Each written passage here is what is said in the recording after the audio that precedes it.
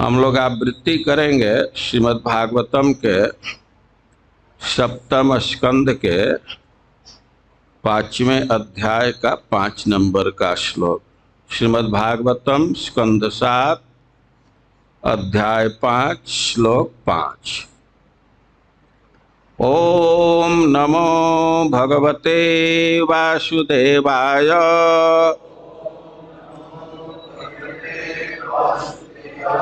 ओम नमो भगवते वासुदेवाय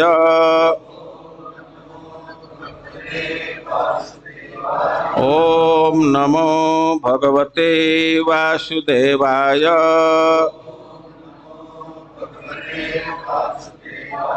श्री प्रहलाद उवाच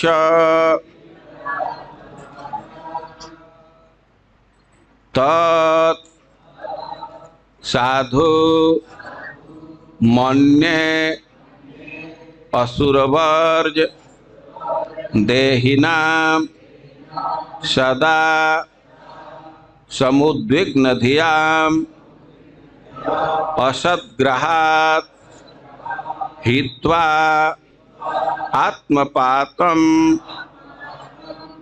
गृहान्धकूपं वनं गतः यत् हरिम् आश्रयेत। श्री प्रहलाद उवाच तत्साधु मन्ये सुरवर्ज देहिनां सदा समुद्विग्न धियामसद्ग्रहात्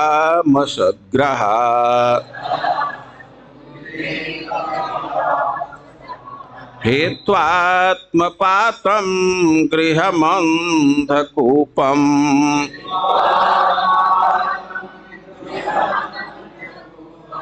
वनं गतो यद्धरिमाश्रयेत।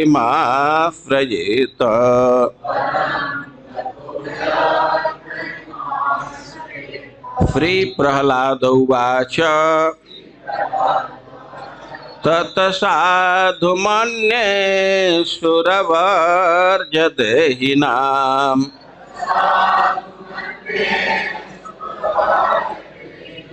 सदा समुद्विग्न धियामसद्ग्रहात्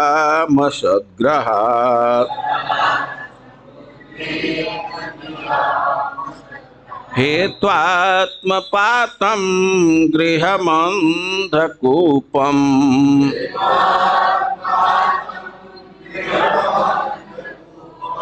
वनं गतो यद्धरिमाश्रयेत।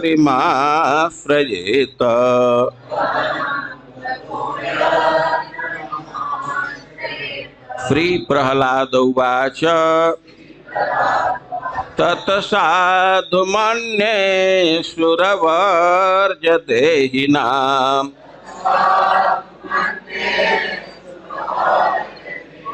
सदा समुद्विग्न धियामसद्ग्रहात्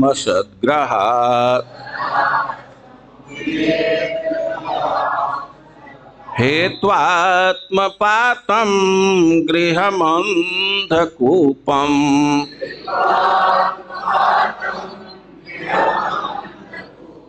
वनं गतो यद्धरिमाश्रयेत।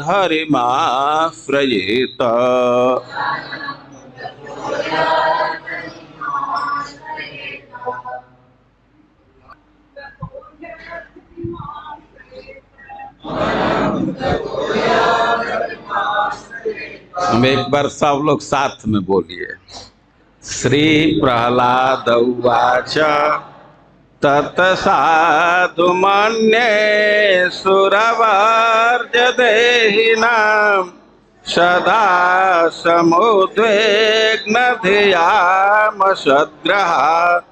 हेत्वात्मपातं गृहमन्धकूपं वनं गतो यद्धरिमाश्रयेत। श्री प्रहलाद उवाच प्रहलाद महाराज ने कहा तत् वह साधु अत्यंत उत्तम अथवा जीवन का श्रेष्ठ अंश मन्य मानता हूँ।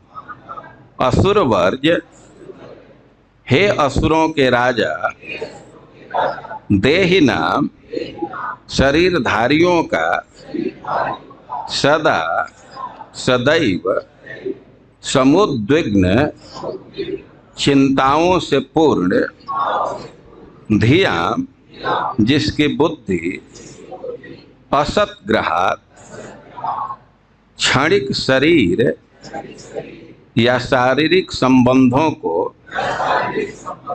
असली मानने के कारण यह सोचते हुए कि मैं शरीर हूँ और इस शरीर से संबंधित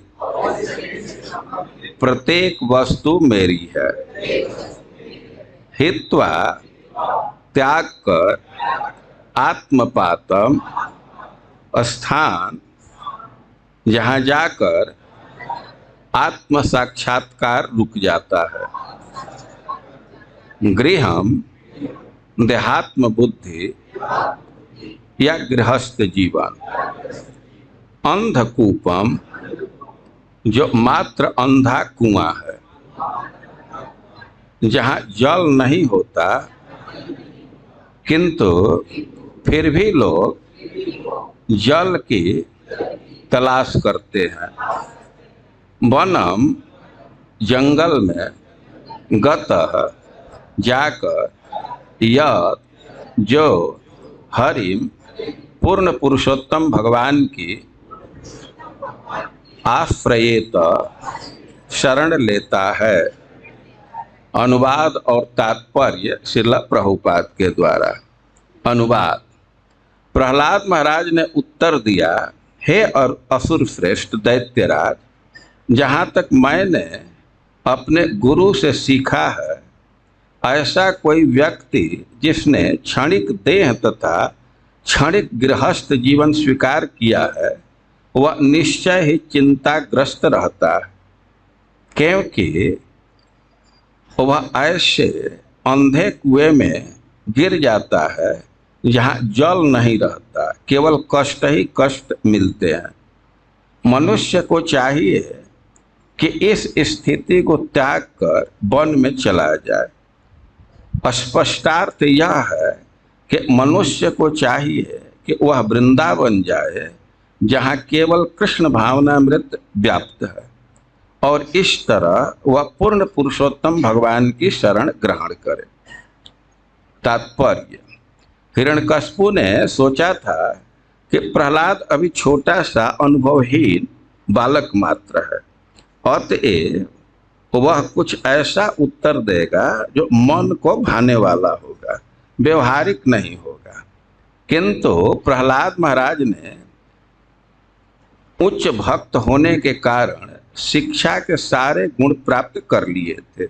जस्यास्ति भक्तिर भगवत्य किंचना सर्वै गुणस्तत्र समासते शुरा हराव भक्तस्य कुतो महद गुणा मनोरथेना सति धावतो बहि।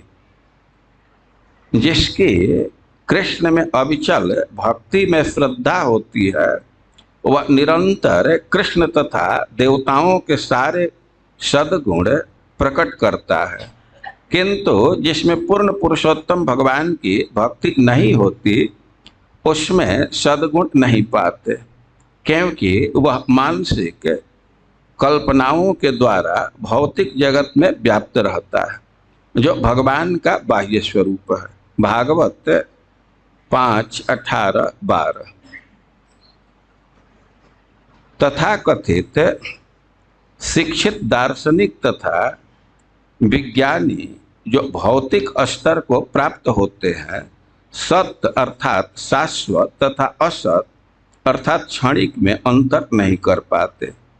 वैदिक आदेश है असतो मां ज्योतिर्गमय।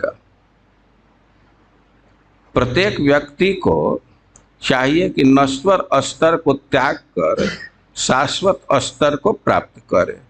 आत्मा शाश्वत है और शाश्वत आत्मा विषयक कथाएं वास्तविक ज्ञान है। अन्यत्र कहा गया है अपश्यताम आत्मतत्वम गृहेषु गृह मेधिनाम।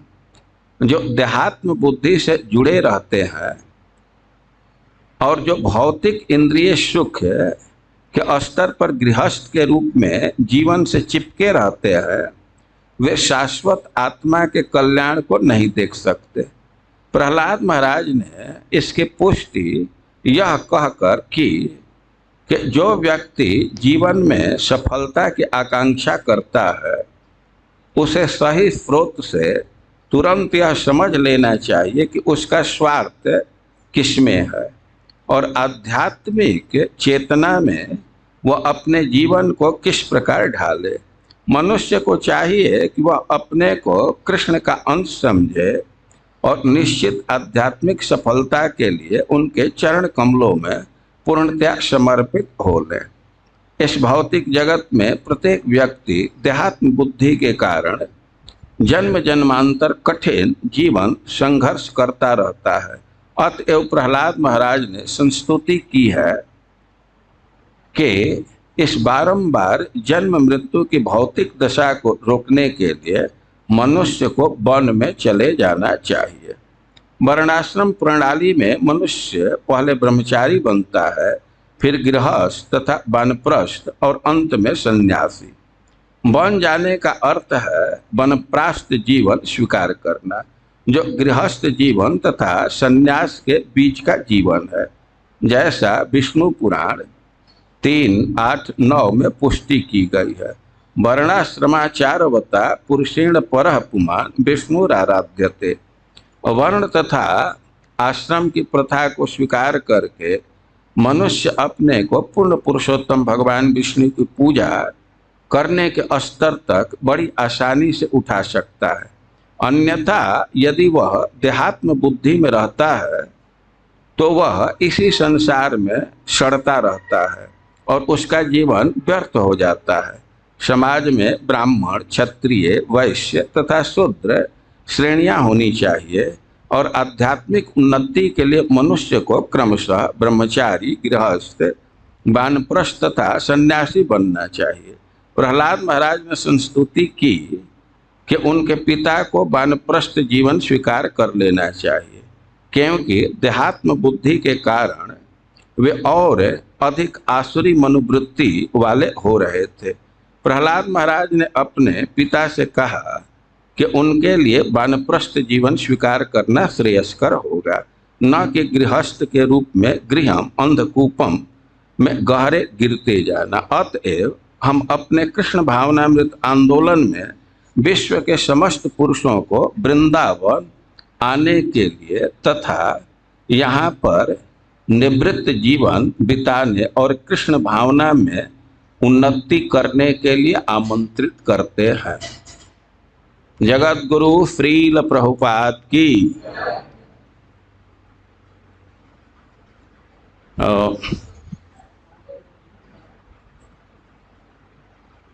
बहुत वरिष्ठ भक्त लोग इस कक्षा में बैठे हैं।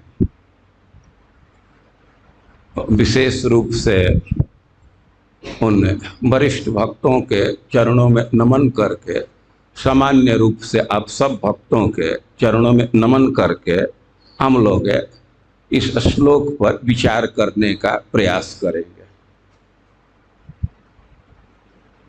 ये प्रहलाद महाराज की उक्ति है और बड़ा ही प्रसिद्ध श्लोक है। प्रायः प्रायः लोग इस श्लोक को बोलते रहते हैं। आप प्रहलाद महाराज के इस उक्ति के पहले क्या घटना है इसको आप सुन चुके हैं। प्रहलाद महाराज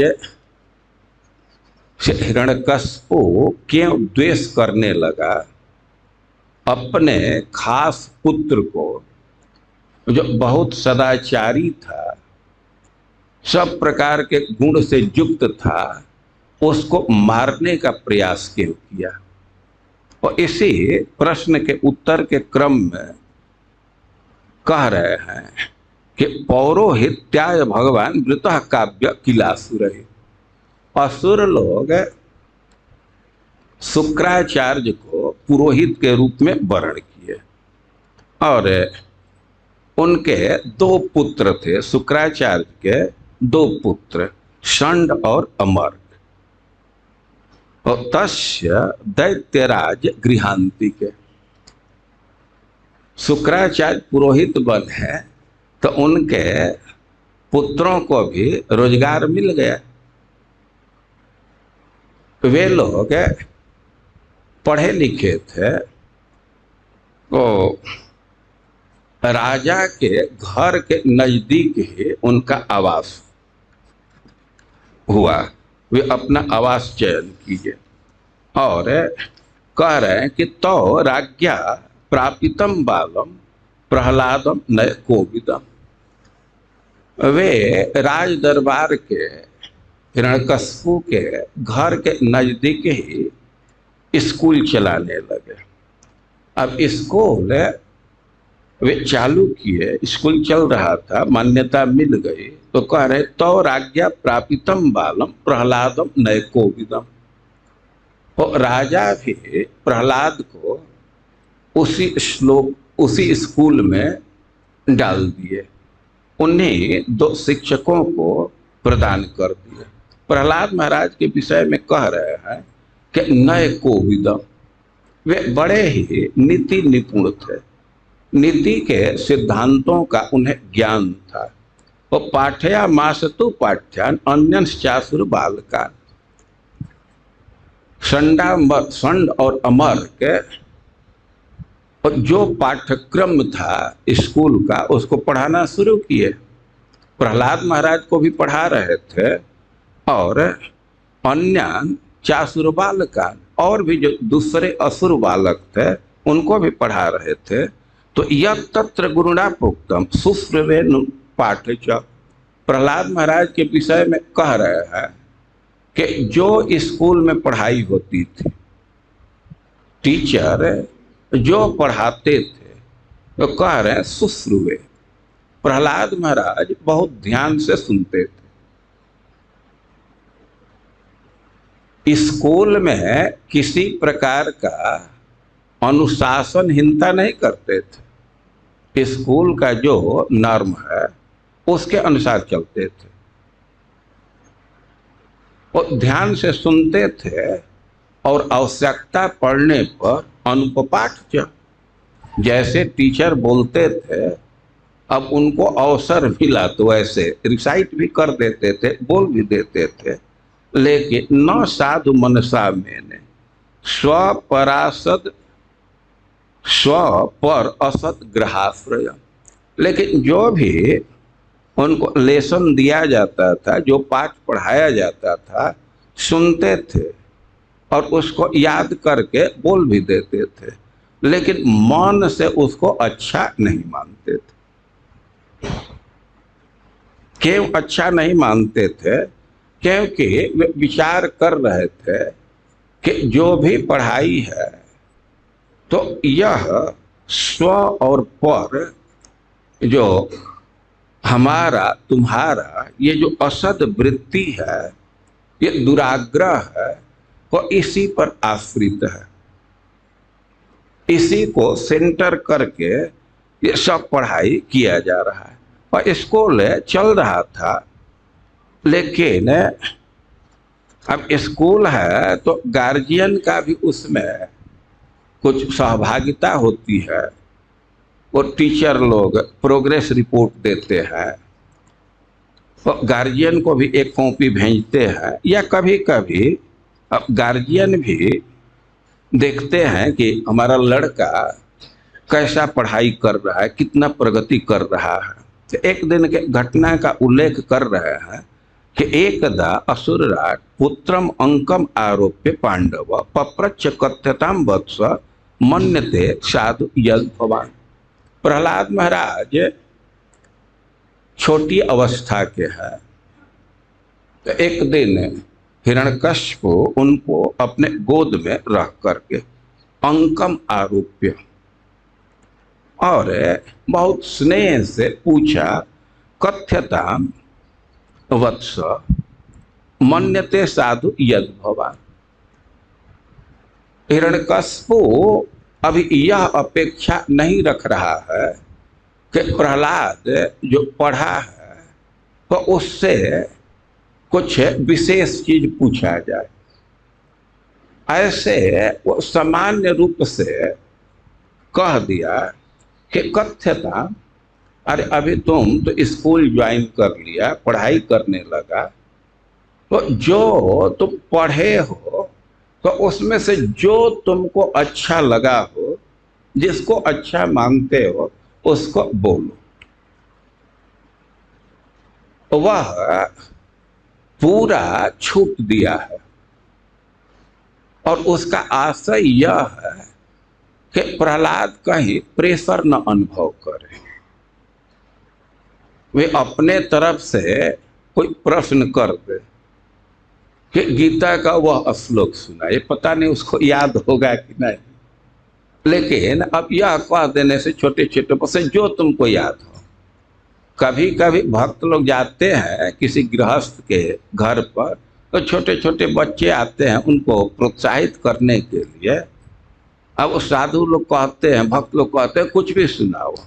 कोई कोई बच्चे संकोच करते हैं तो उनके माता पिता नमस्ते नरसिंह है तो बोलना चालू कर देते हैं, महामंत्र बोलने लगते हैं। तो हिरण्यकशिपु इस दृष्टि से कि बच्चा कुछ दबाव न अनुभव करे तो कह रहे हैं कि कथ्यता वत्स मन्यते साधु यद भवान। तुमको जो बात अच्छी लगती है, जिसको तुम अच्छा मानते हो, तो उसको कहो। तो जब इस प्रकार हिरण्यकशिपु प्रश्न किया तो प्रहलाद महाराज हिरण्यकशिपु के आशय को समझते थे, लेकिन अब विचार किए कि हमको तो किसी बंधन में डाल नहीं रहे हैं, तो एक अवसर है, हमको तो खुला ऑप्शन दिए हैं, फ्रीडम दिए हैं, तो हमारा जो चिंतन है, जिसको हम अच्छा मानते हैं, उसी को कह देना चाहिए। ये तो अच्छा अवसर है, कोई बंधन तो नहीं है कि इसी किताब से बोलना है। एकदम छूट किए कि जिसको तुम अच्छा मानते हो। तब प्रहलाद महाराज कह रहे हैं कि तत्साधु मन्य सुरवर्ज देहि नाम सदा समुद्विग्न धिया मसद्ग्रहात् हित्वात्म पातम गृहमंध कूपम वनम गतो यत हरिमाश्रयेत। कह रहे हैं कि हे असुर वर्ज, असुर श्रेष्ठ, देहि नाम जो शरीरधारी है और सदैव चिंतित है, सदैव उद्विग्न है। क्यों उद्विग्न है? असद्ग्रहात्, अहम और मम बुद्धि से सदैव वे उद्विग्न धी है। तो ऐसे व्यक्ति के लिए तो तत्साधु मन्यम, उसी को अच्छा मानते हैं कि गृहांध कूपम आत्मपातम हित्वा, ये जो घर गृहस्थी का जीवन है, जो आत्मा का पतन कराने वाला है, और इसको छोड़ करके और वन में जा करके जो भगवान की शरणागति को स्वीकार कर रहा है। तो प्रहलाद महाराज भगवान के शरणागति को सबसे अच्छा मानते। देखिए, श्लोक को खूब ध्यान से समझ जाना चाहिए। कभी कभी भक्त लोग इस श्लोक को उद्धृत करके और यह कहना चाहते हैं कि घर गृहस्थी का त्याग कर देना बहुत अच्छा है, लेकिन इस श्लोक पर थोड़ा ध्यान से विचार करना हो। इसमें दो शब्द पर विशेष आप ध्यान दीजिए। तत्, ये सर्वनाम है उसको, तुरंत प्रश्न होगा किसको? ये यत और तत् जो दोनों शब्द जुड़े होते, तत् ज्यों कहे तो प्रश्न खड़ा होगा कि यत। तो प्रहलाद जी बिल्कुल सावधान है, तत् साधु मन्य, मैं उसको अच्छा मानता। प्रश्न होगा किसको, तो क्या उत्तर दिया, यद हरिमाश्रयेत, जो भगवान का आश्रय ग्रहण करे। और अच्छी बात क्या है, भगवान का शरणागति स्वीकार करना। प्रहलाद जी का यही सिद्धांत है, अपने पिता को भी यह उपदेश दे रहे हैं, अपने साथियों को भी यही उपदेश दिए हैं, तथा ही विष्णु पादों को सर्पण। सबसे उचित बात यही है कि भगवान के शरणागति को स्वीकार किया जाए, भगवान के चरणों के तरफ बढ़ा जाए। लेकिन कठिनाई ये है कि नते विदु स्वार्थ गति में विष्णु, संसार के लोग इस बात को समझ नहीं पाते कि हमारा अपना वास्तविक गति भगवान विष्णु ही है। तो इस श्लोक में मुख्य अंश है कि तत्साधु मन्य यत हरिमाश्रयेत, जो भगवान की शरणागति है और उसी को मैं सबसे श्रेष्ठ मानता। लेकिन अब इस श्लोक में और भी अंश है और उस पर भी हम लोगों को विचार करना चाहिए। तत्साधु मन्य सुरवर्ज देहि नाम सदा समुद्विग्न धिया मसद्ग्रहात्, जो शरणागति स्वीकार करने वाले हैं, जो कैंडिडेट है, और उनके विषय में कह रहे हैं कि सदा समुद्विग्न धिया, व्यक्ति सदा सर्वदा उद्विग्न बुद्धि है, मन में कुछ ना कुछ बेचैनी है, कुछ ना कुछ उहापू है, कुछ बौखलाहट है, शांति का अनुभव नहीं कर रहा है, मन शांत नहीं है। वे शांत मन क्यों नहीं है, क्यों उद्वेग है, क्यों हलचल है, क्यों भय है, क्योंकि असद्ग्रहात्, ये जो उद्वेग है उसका कारण है असत का आग्रह। असत कहते हैं क्षणभंगुर चीज को, जो तुच्छ है, महत्वहीन है, तो उसको असत कहते हैं। और कह रहे हैं कि व्यक्ति जो सत्य चीज है, शाश्वत चीज है, और उस पर ध्यान नहीं दे रहा और असत्य को ग्रहण कर लिया, और इसी से उसको शांति की प्राप्ति नहीं हो रही, सदा सर्वदा वह उद्विग्न है। और कह रहे हैं कि ऐसे व्यक्ति के लिए तो हित्वात्मपातम गृहमंधकूप, जो आत्मा के अधोगति का कारण है, और वैसे गृहस्थी रूप अंधकूप का त्याग करके वह भगवान का आश्रय स्वीकार करे। तो जो व्यक्ति उद्विग्न बुद्धि है, अशांति है, तो उसका कारण दे रहे हैं कि असद ग्रहात्, वह असद को ग्रहण कर लिया। असत का अर्थ है देह में अहम बुद्धि और देह से संबंधित पदार्थ या व्यक्ति में मम बुद्धि। और यदि ऐसा विचार जम जाता है, व्यक्ति इसको ग्रहण कर लेता है, तो अब शांति का प्रश्न ही नहीं है। उसका कारण है कि भगवान दूर हो जाते हैं। जब तक भगवान के सानिध्य का अनुभव नहीं करेंगे तब तक शांति नहीं मिल सकती। इसे श्रीमद् भागवतम में देवता लोग कहे हैं कि यतसानुबंधे सतदेह गेहे ममाह मृत्यु दुराग्रहाण पुंसाम ते दूरो बसतो पे पुरिया। यद्यपि भगवान पुरी में ही है, पुरी मतलब हृदय में ही है, बसतो पिपुरिया, लेकिन उस व्यक्ति के लिए बहुत दूर हो जाते। किस व्यक्ति के लिए? यतसानुबंधे सतदेह गेह ममाह मृत्यु दुराग्रहाणा, असत्य स्तुच्छ क्षणभंगुर देह और गेह में जिसको अहम और मम बहुत जम गया, तो उस व्यक्ति के लिए भगवान पुरी में रहते हुए भी बहुत दूर हो जाते हैं। पुरी का एक अर्थ है हृदय में, भगवान हृदय में ही है, लेकिन अहम और मम वो बहुत जम गया है, तो कभी भगवान की तरफ ध्यान नहीं जाता।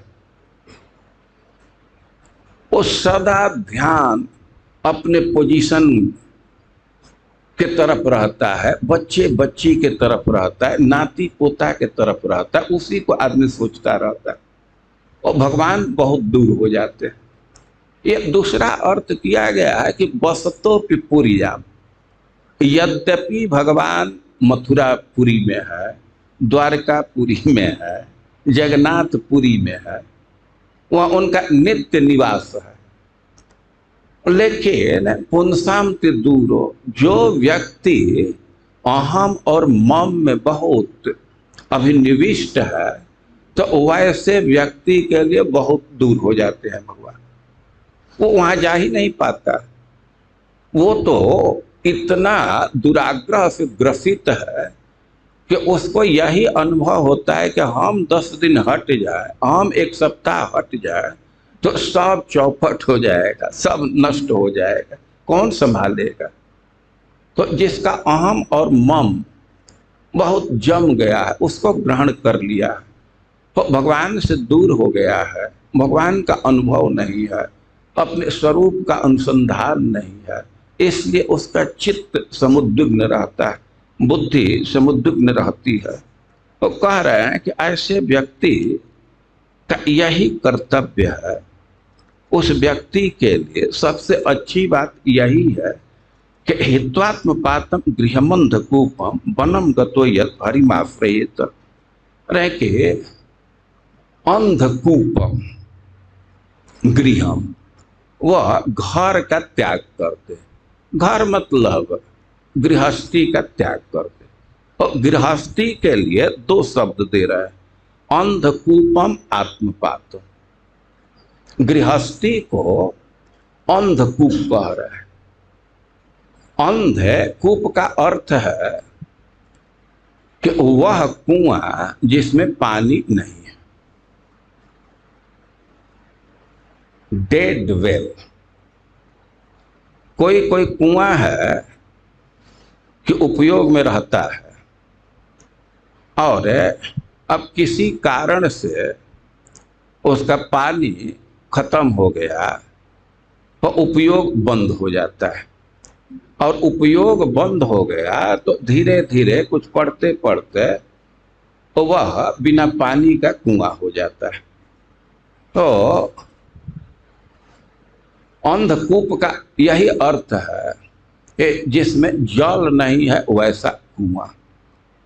तो कह रहे हैं कि गृहम अंधकूपम, घर गृहस्थी अंधे कूप के समान है।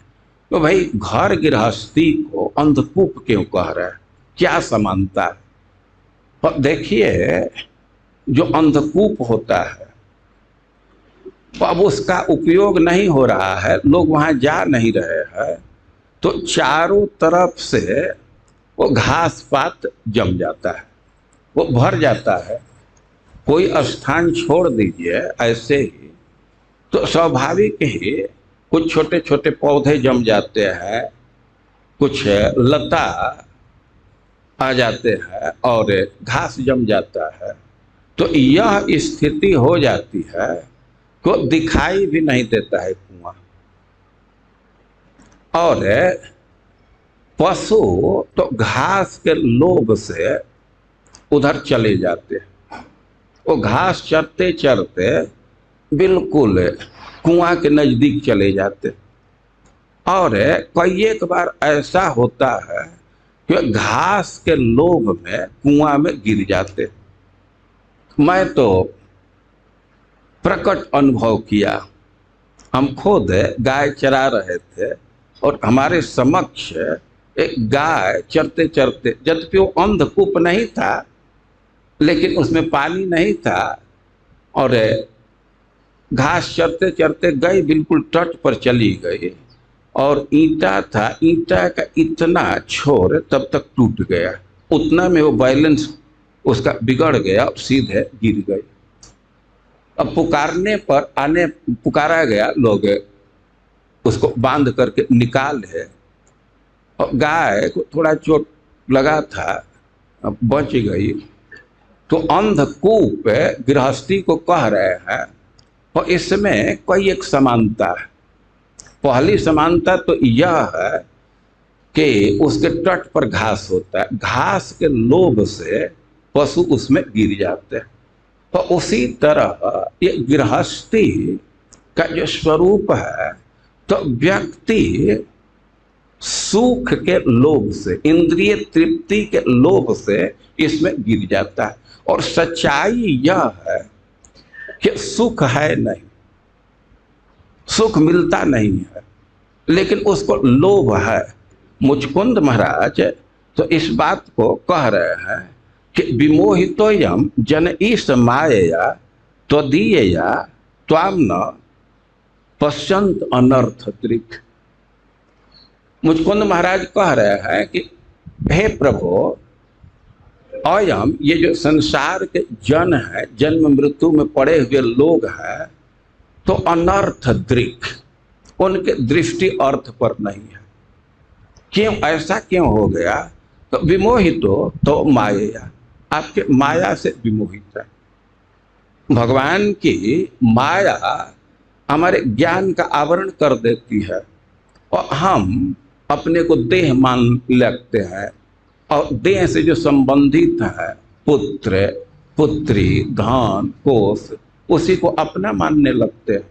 और स्थिति होती है कि असह्य मानस्य, अब उसी में इतना आसक्त हो जाते हैं कि हमेशा चिंता में पड़े रहते हैं। तो ये कह रहे हैं कि अनर्थ दृक् सुखाय दुख प्रभवेषु सज्जते गृहेषु जोषित पुरुषस्य वंचित। वो लोभ होता है इंद्रिय तृप्ति का, और उसी के चलते वह घर में गृहस्थी में आसक्त हो जाता है। और उसका स्वरूप बतला रहे हैं कि दुख प्रभवेषु, वहां से नित्य निरंतर दुख ही निकल रहा है। तो सुख के लोभ से जाता है, लेकिन वो सुख का स्थान नहीं है। और तो ऐसा करता क्यों है? तो कह रहे हैं कि जोषित पुरुषस्य वंचित, दोनों ठगे गए हैं, चाहे स्त्री हो या पुरुष हो। स्त्री की यह भावना है कि हम पुरुष को प्राप्त करके सुखी हो जाऊंगी। अरे थोड़ा विचार कीजिए कि वह तो सोच रही है कि पुरुष को प्राप्त करके सुखी हो जाएंगे, लेकिन पुरुष की क्या स्थिति है? वह सोचता है कि स्त्री को प्राप्त करके सुखी हो जाएंगे। यदि पुरुष के पास सुख होता तो स्त्री की कामना क्यों करता? और स्त्री के पास सुख होता तो पुरुष की कामना क्यों करती? तो कह रहे हैं कि सुख किसी के पास नहीं है, लेकिन कठिनाई यह है कि स्त्री सोचती है कि पुरुष से सुख मिलेगा, और पुरुष सोचता है कि स्त्री से सुख मिलेगा। तो कह रहे हैं कि जोषित पुरुषस्य वंचित, दोनों ठगे गए आपकी माया के चलते। और माया का अर्थ देहात्म बुद्धि, असद्ग्रह, और इसी के चलते वह गृहस्थी में गिर जाता है। तो इसको अंधकूप कह रहा है, इसमें विषय का लोभ है। और अब लोभ में सुख के गया, लेकिन वहां तो गिरने पर चोट लगता है, दुख ही प्राप्त होता है, तो दुख प्रभवेषु। और दूसरी समानता है कि अब कोई अंधकूप में गिर गया तो बिना सहारा का निकल नहीं सकता। अब निकलने के लिए कोई न कोई सहारा जरूर चाहिए। एक बार गिर गए तो आप बिना सहारा का नहीं निकल सकते। और अब तो समय नहीं है, श्रीमद् भागवतम में सहारा के विषय में भी बहुत चर्चा है। आप गोपियों की उक्ति सुनते हैं कुरुक्षेत्र में, गोपियां कह रही हैं कि आहुश्चते नलिन नाभ पदारविंदम योगेश्वर हृदय विचिंत मगाध बोधे संसार कूप पतितो तरणावलंबम। यद्यपि गोपियों का आशय दूसरा है, लेकिन यथाश्रुत अर्थ लिया जाए तो यही कह रही है कि यहाँ तो आपसे मिलन हुआ, हम सुख अनुभव किए, लेकिन अभी तो हम अपने घर गृहस्थी में जाएंगे, तो आपका चरण कमल हमारे मन में उदित हो, इसकी स्फुरना, उसका हम ध्यान कर सके। भाई क्या इसकी जरूरत है? तो गृहांध कूपे पत तो नहीं,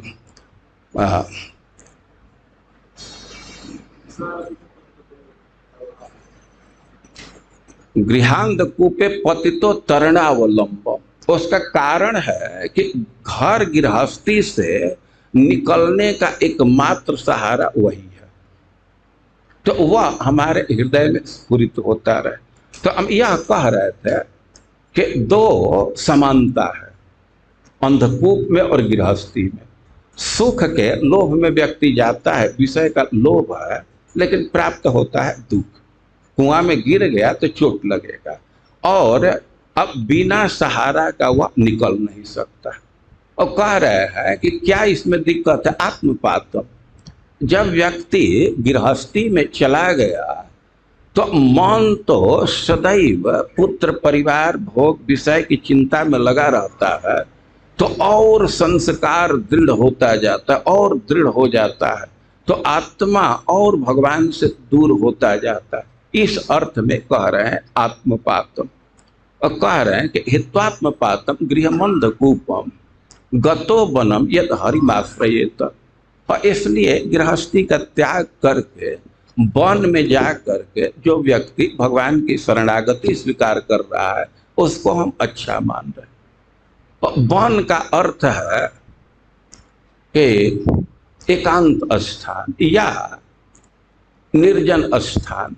वन को एकांत स्थान, एकांत का अर्थ समझना चाहिए। एकांत इस अर्थ में भी कहा जाता है कि जहाँ कोई दूसरा व्यक्ति ना हो, जरूर यह एकांत है, लेकिन एकांत का वास्तविक अर्थ है कि उस समाज में, उस स्थान पर जहाँ अनेक लोग हैं लेकिन उनका उद्देश्य एक है, एक अंत, जिनका निर्णय एक है, लक्ष्य एक है, तो उस समाज को भी एकांत कहा जाता है।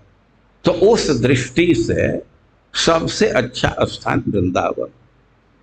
आप अनुभव कर सकते हैं, जो भी वृंदावन में है उनका एक उद्देश्य भगवान के सेवा को प्राप्त करना। तो प्रभुपाद जी लिख रहे हैं कि स्पष्ट शब्दों में कहा जाए तो प्रहलाद महाराज कह रहे हैं कि घर गृहस्थी का त्याग करके वृंदावन जा करके यत हरिमाश्रयेत, भगवान की शरणागति स्वीकार की। यत और तत् के संबंध को जोड़ करके स्पष्ट रूप से कहा जा सकता है कि गृहस्थी का त्याग किए, घर गृहस्थी का त्याग कर दिए और भगवान की शरणागति नहीं स्वीकार किए, तो इसको अच्छा नहीं कह रहे, बल्कि किसी किसी दृष्टि से बहुत बुरा हो जाता। ऐसे सैकड़ों लोग मिलेंगे, हजारों लोग मिलेंगे कि घर गृहस्थी के बंधन को नहीं स्वीकार किए हैं और एकांत स्थान पर जाकर के चरस पीते हैं। संध्या के समय ऋषिकेश में या बनारस में आप गंगा जी के तट पर चले जाइए तो आप देख सकते हैं कि एकदम घर गृहस्थी के बंधन से मुक्त है, लेकिन चरस पी रहा है। तो इस अर्थ में ये अच्छा नहीं है। इसी से वो यत को जोड़ दिए, यद हरिमाश्रयेत, घर गृहस्थी त्याग करके भगवान की शरणागति स्वीकार कर रहे हैं, तब इसको अच्छा मानते। और वास्तव में और विधि यही है कि सर्व त्याग करी कर कृष्णेर भजन। लेकिन यदि ऐसा नहीं कर रहे हैं तो अच्छी बात है, भगवान की शरणागति स्वीकार करना है। तो चाहे वन में रहे या घर में रहे, अच्छी बात भगवान की शरणागति स्वीकार करना ही है। गृहस्थी का त्याग करके भगवान के शरणागति को स्वीकार कर रहे हैं, बहुत अच्छी बात। और यदि घर गृहस्थी का त्याग कर रहे हैं और भगवान की शरणागति नहीं स्वीकार कर रहे हैं, तो उससे करोड़ गुना अच्छा है कि घर गृहस्थी में रह करके ही भगवान की शरणागति को स्वीकार करें। तो इसमें ये ध्यान देने की बात है इस श्लोक में कि भगवान के शरणागति को ही अच्छा कह रहे हैं। और इस प्रकार जब प्रहलाद महाराज बोले तो अब हिरण्यकश्यप पर क्या इसका असर हुआ, इसको हम लोग आगे सुनेंगे। हरे कृष्ण।